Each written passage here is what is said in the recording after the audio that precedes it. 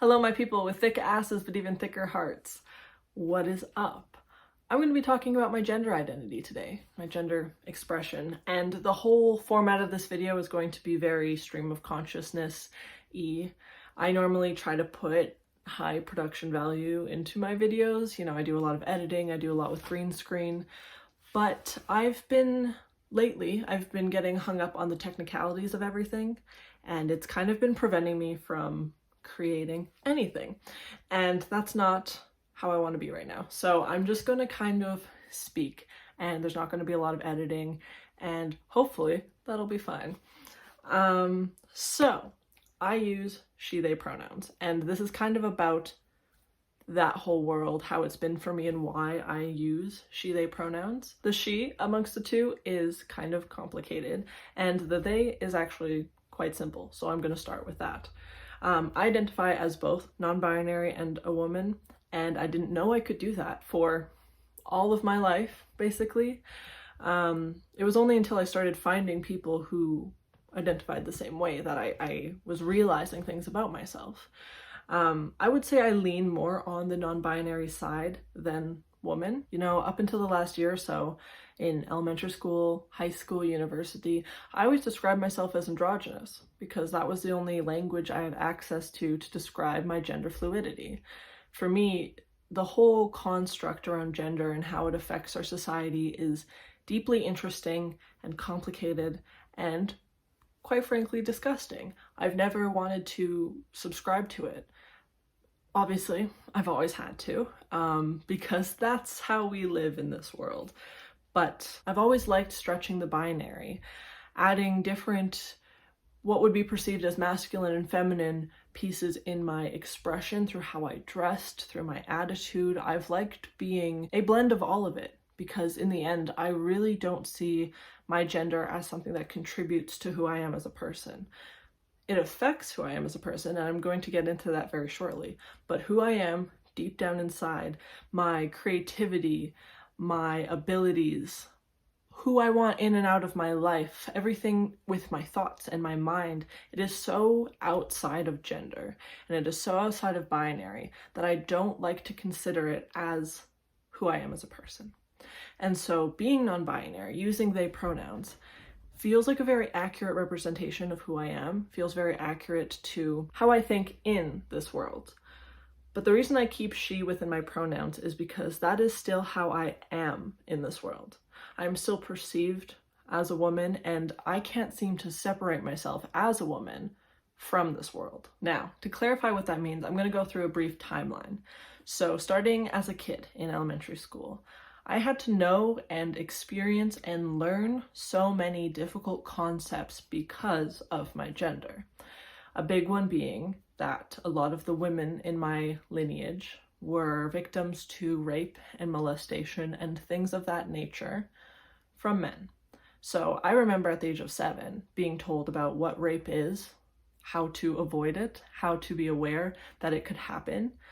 And I'm gonna give a bit of a warning, I guess, on this story, but you know, this wasn't the best parenting decision of my mother.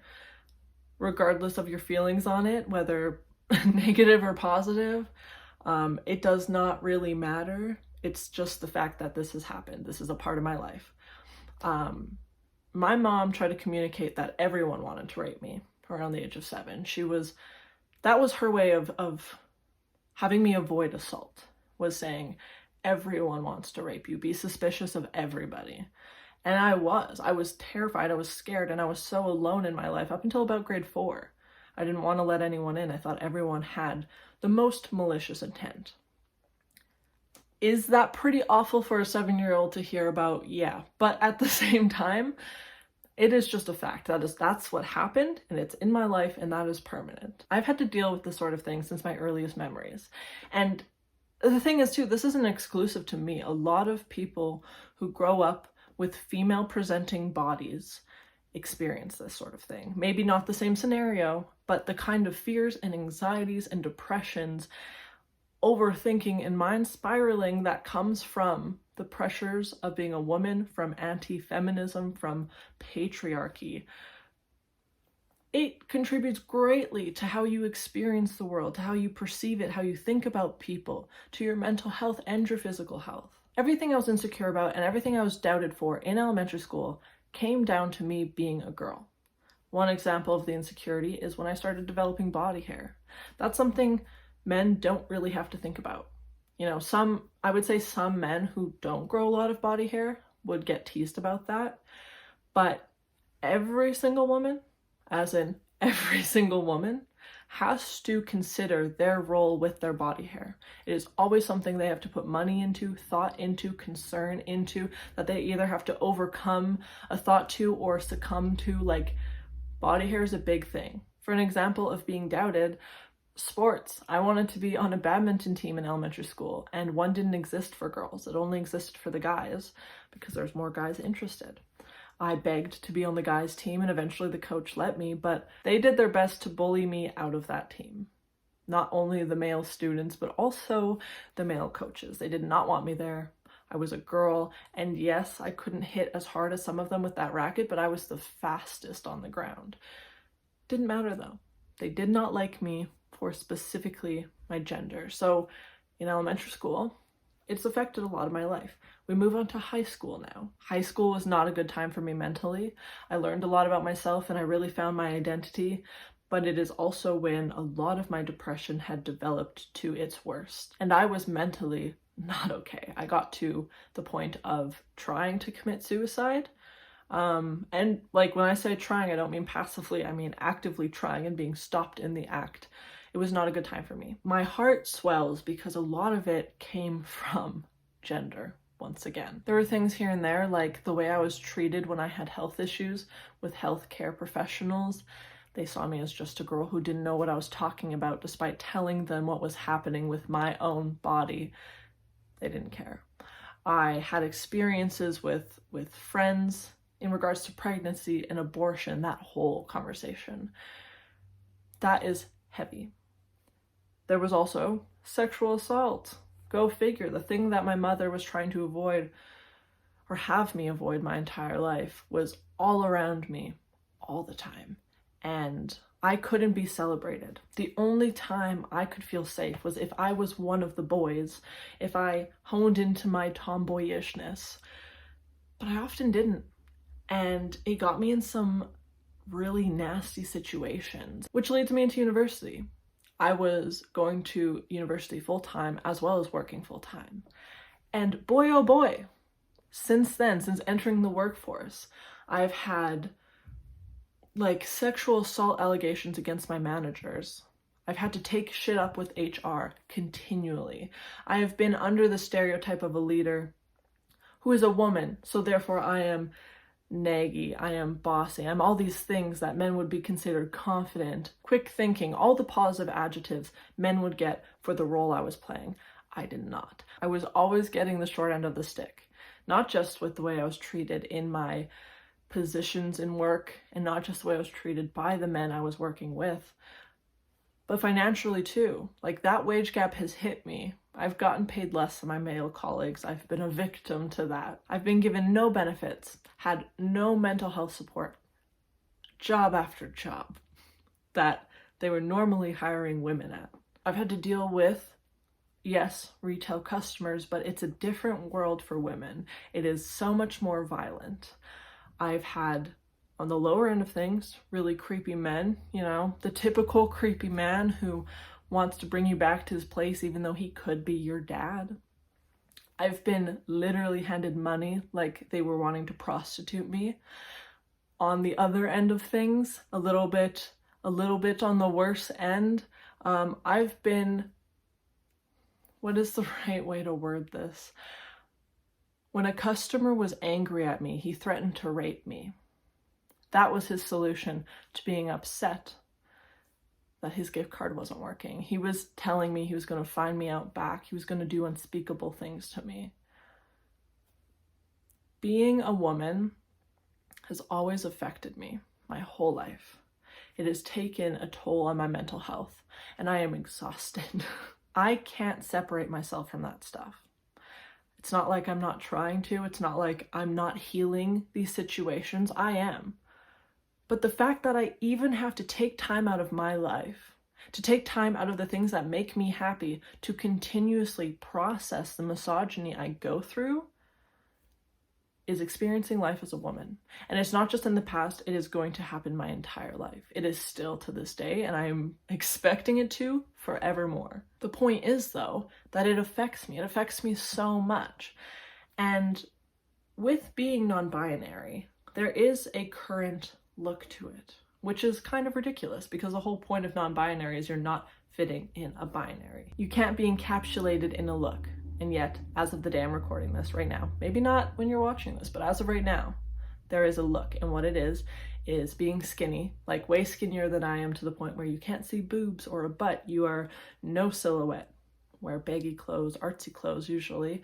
If you have a female body, you shave your head. And if you have a male body, you grow out your hair. Makeup is only for artistry. It's not for features. All of that is, you know, high fashion, very Instagrammable, very Y2K, and I don't care to participate. And, you know, as you can see right now, my hair is longer. It's medium length. My hair being this length, I will 100% of the time be perceived as a woman. It always happens. I have shaved my head once, and I was a senior in high school, and only when my head was shaved was I mistaken for a guy on the occasion. I was called he, him. But my features are the exact same. I even then had 34D boobs, like I was still called a he. Lots of people perceive gender from hair because they're not really paying attention to who they're talking to. But outside of that, I don't only wear baggy clothes. I do wear tight-fitting clothes. I have giant titties, and I'm not gonna cut them off. I think maybe for a different video, I will possibly talk about my thoughts on plastic surgery, but overall, let's say I don't love it. I think it's a right we can have. I don't like the reasons we do it, and I think people don't oh my god. I don't think people generally consider the actual societal impacts behind surgery. Now, I'm not going to do those things, and so going forward, I will still always be perceived as a woman. Maybe not from other queer people, and I always, like, it warms my heart so much when a queer person uses they pronouns for me, just as default. As someone who doesn't know me, it warms my heart because it makes me feel like we're gonna get to a place where gender is not as important. But I would say that only happens 1% of the time. Even out of everyone in my life that I know, 3 people use they pronouns on me. Only 3. And they're the most important people to me in my life. It's my partner Keegan and my best friends Miranda and Bongani. Those 3 do use they pronouns on me, but not a single family member.